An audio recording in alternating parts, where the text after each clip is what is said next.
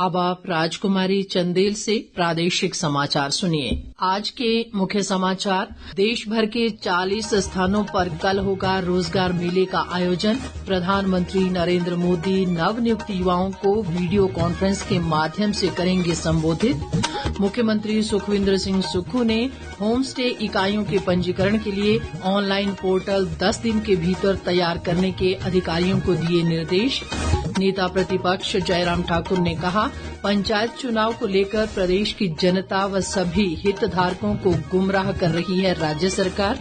और पूर्व केंद्रीय मंत्री अनुराग सिंह ठाकुर ने कहा, भारत मानवीय मूल्यों पर वैश्विक एकजुटता का पक्षधर। अब समाचार विस्तार से। रोजगार मेले का 17वां चरण कल आयोजित किया जाएगा। इस अवसर पर प्रधानमंत्री नरेंद्र मोदी देश भर में 40 स्थानों पर 51,000 से अधिक नवनियुक्त कर्मियों को नियुक्ति पत्र वितरित करेंगे और वीडियो कॉन्फ्रेंस के माध्यम से विभिन्न प्रतिष्ठानों में नवनियुक्त युवाओं को संबोधित भी करेंगे। इधर राजधानी शिमला में ये कार्यक्रम बेम्बलोई स्थित केंद्रीय आलू अनुसंधान संस्थान में आयोजित किया जाएगा। इस मौके पर केंद्रीय उपभोक्ता मामले और सामाजिक न्याय व अधिकारिता राज्य मंत्री बीएल वर्मा युवाओं को नियुक्ति पत्र प्रदान करेंगे। देश भर में रोजगार मेलों के माध्यम से अब तक 10 लाख से अधिक नियुक्ति पत्र जारी किए जा चुके हैं।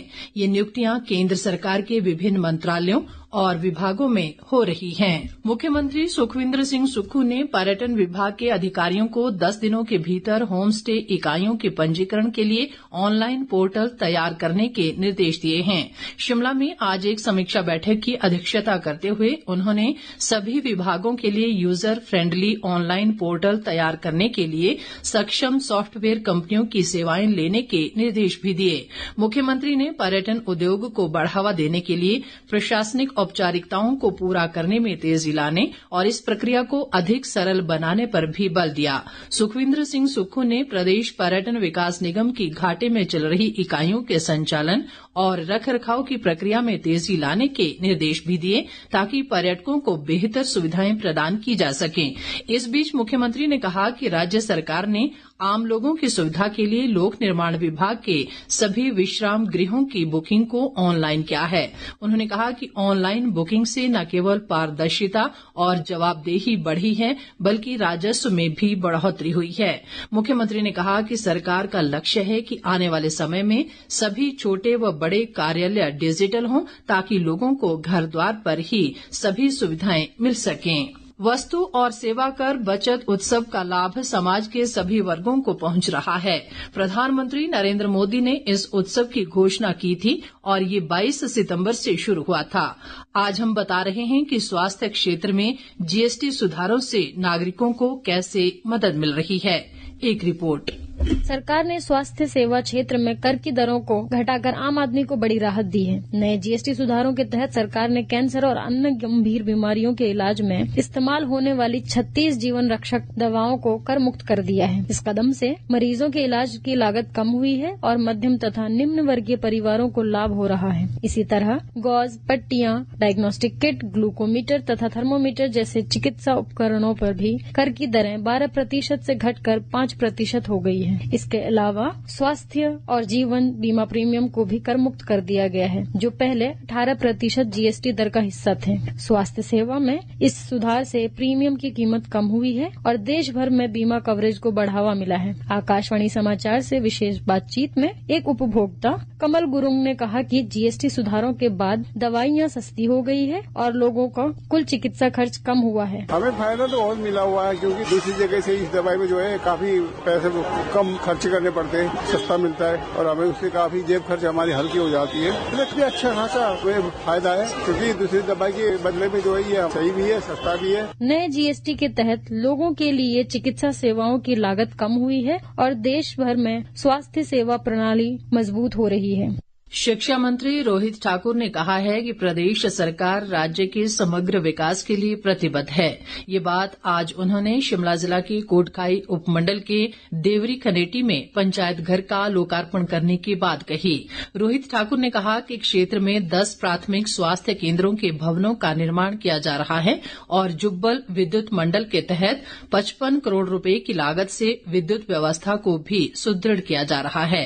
शिक्षा मंत्री ने कहा कि वर्तमान में क्षेत्र में सड़क निर्माण पर 400 करोड़ रुपए की राशि खर्च की जा रही है ताकि हर गांव को सड़क सुविधा से जोड़ा जा सके। ताजा समाचारों के लिए आप हमारे Facebook page all India radio news Shimla, X handle @AIR News_ Shimla और YouTube channel AIR Shimla news पर लॉगिन कर सकते हैं। बाकी समाचार अंतराल के बाद। प्रादेशिक समाचार बुलेटिन में एक बार फिर आपका स्वागत है। बाकी समाचारों में नेता प्रतिपक्ष जयराम ठाकुर ने कहा है कि पंचायत चुनाव को लेकर प्रदेश सरकार लोगों और सभी हितधारकों को गुमराह कर रही है। शिमला से जारी एक बयान में उन्होंने कहा कि उच्च न्यायालय के आदेशों के बावजूद भी अब तक आरक्षण रोस्टर जारी नहीं किया गया है, जबकि आरक्षण रोस्टर चुनाव प्रक्रिया शुरू होने के 3 महीने पहले जारी करना अनिवार्य है। जयराम ठाकुर ने सवाल उठाते हुए कहा कि जब आरक्षण रोस्टर ही समय पर जारी नहीं होगा तब चुनाव समय पर कैसे हो सकते हैं। उन्होंने कहा कि प्रदेश सरकार स्पष्ट करे कि अगर चुनाव करवाने हैं तो समय पर करवाएं, नहीं तो प्रदेश के लोगों के सामने अपनी नाकामी स्वीकार करें।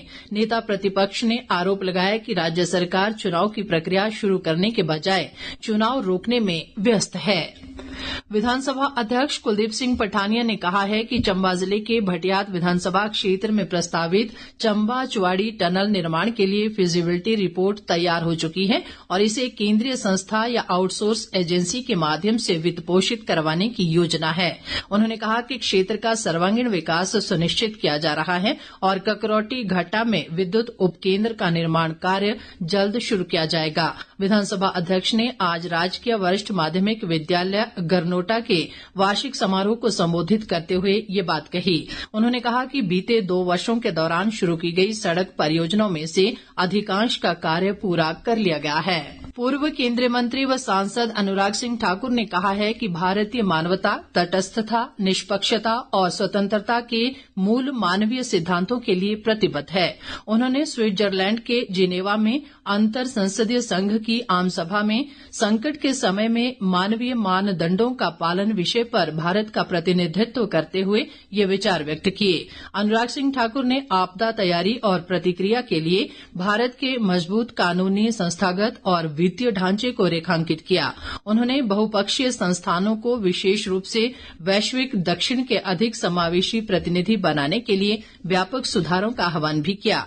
अनुराग ठाकुर ने पुष्टि की कि इस सभा में भारत की भागीदारी उसके सभ्यतागत मूल्यों और वैश्विक एकजुटता के प्रति समकालीन प्रतिबद्धता को व्यक्त करती है, जो सबका साथ, सबका विकास, सबका विश्वास और सबका प्रयास के दृष्टिकोण को मूर्त रूप देती है। मुख्यमंत्री के प्रधान मीडिया सलाहकार नरेश चौहान ने कहा है कि प्रदेश में कांग्रेस अध्यक्ष व संगठन की नियुक्तियां इस महीने के अंत तक या नवंबर के पहले सप्ताह में हो जाएंगी। शिमला में आज पत्रकारों से बातचीत में उन्होंने कहा कि पार्टी हाईकमान की मुख्यमंत्री सहित अन्य सभी नेताओं से बातचीत हो चुकी है और जल्द ही संगठन विस्तार पर हाईकमान निर्णय लेगा। कांग्रेस के संगठन का जो नियुक्तियां होनी है संभावित तौर पे जो है इस महीने के एंड में भी हो सकती है और ज्यादा से ज्यादा नवंबर के फर्स्ट वीक तक ये सारे फैसले हमारी पार्टी हाईकमान जो लीडरशिप है उन्होंने इसमें फैसला। जो सरकार लोगों की सेवा करती है, नीतियां बनाती है, जो काम करती है वो निरंतर चलता है। संगठन में डिले होने की वजह से सरकार के तौर पे जो है घोषणाएं की, जो नीतियां बना रहे हैं वो लोगों तक, जमीन तक कैसे उतरे। पर आज दोपहर बाद ओलावृष्टि व बारिश हुई जिससे तापमान में काफी गिरावट आई है। उधर लाहौल स्पीति व चंबा जिले की ऊंची चोटियों पर हल्की बर्फबारी हुई है। अंत में मुख्य समाचार एक बार फिर। देश भर के 40 स्थानों पर कल होगा रोजगार मेले का आयोजन। प्रधानमंत्री नरेंद्र मोदी नवनियुक्त युवाओं को वीडियो कॉन्फ्रेंस के माध्यम से करेंगे संबोधित। मुख्यमंत्री सुखविंदर सिंह सुक्खू ने होम स्टे इकाइयों के पंजीकरण के लिए ऑनलाइन पोर्टल 10 दिन के भीतर तैयार करने के अधिकारियों को दिए निर्देश। नेता प्रतिपक्ष जयराम ठाकुर ने कहा, पंचायत चुनाव को लेकर प्रदेश की जनता व सभी हितधारकों को गुमराह कर रही है राज्य सरकार। और पूर्व केंद्रीय मंत्री अनुराग सिंह ठाकुर ने कहा, भारत मानवीय मूल्यों पर वैश्विक एकजुटता का पक्षधर। इसी के साथ ये समाचार बुलेटिन समाप्त हुआ। नमस्कार।